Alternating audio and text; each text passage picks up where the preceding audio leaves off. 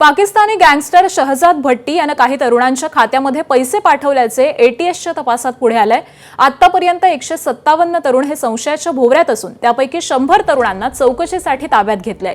गरज वाटल्यास काही तरुणांना अटक देखील केली जाईल अशी माहिती गृहराज्यमंत्री पंकज भोयर यांनी दिली आहे। शहजाद भट्टी याचा भारतात काही घातपात घडवण्याचा कट होता का याचा पण तपास केला जाणार असल्याचं भोयर यांनी सांगितलंय। आणि त्यांच्याशी बातचीत केली आमचे प्रतिनिधी तुषार कोहळे यांनी।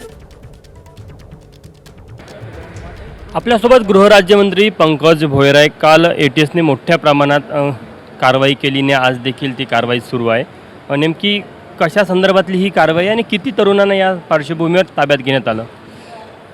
शहजाद भट्टी नावाचा आतंकवादी पाकिस्तानमध्ये बसून महाराष्ट्रामध्ये देशामध्ये काही हिंसात्मक घटना घडवून आणता येतात याचा प्रयत्न करत होता।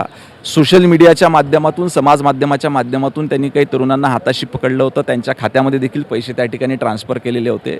परंतु ही माहिती वेळीच एटीएसला मिळाल्यामुळे जवळजवळ महाराष्ट्रामध्ये 157 ठिकाणी एटीएसनं त्या ठिकाणी धाडी टाकलेल्या आहे आणि 100पेक्षा जास्त लोकांना ताब्यात घेतलेलं आहे। लवकरच पुढची कारवाई त्या ठिकाणी करण्यात येईल। विदर्भातले 10 तरुण आहे, या व्यतिरिक्त महाराष्ट्रातल्या कोणकोणत्या भागातले हे तरुण आहे, यांची पार्श्वभूमी काय नेमकी? महाराष्ट्रातल्या विविध जिल्ह्यातले लोक तरुण याच्यामध्ये आहे, परंतु सगळी माहिती कारवाई सुरू असल्यामुळे आताच देता येणार नाही। एटीएस मागच्या अनेक दिवसापासून यांच्यावर पाळत ठेवून होते।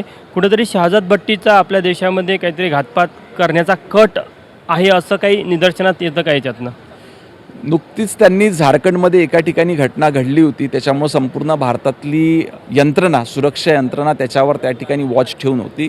आता महाराष्ट्रातल्या एटीएसला जेव्हा हे लक्षात आलं तर महाराष्ट्र एटीएसने देखील कारवाई त्या ठिकाणी केली। 100 मुलांची चौकशी झालेली आहे, यामध्ये काहींना अटक होऊ शकते का? आता प्राथमिक चौकशी त्या ठिकाणी चालू आहे। ज्याचा थेट संबंध त्याच्याशी आला असेल आणि चुकीचं काम केलं असेल तर निश्चितपणे त्यातल्या काही लोकांना अटक होईल।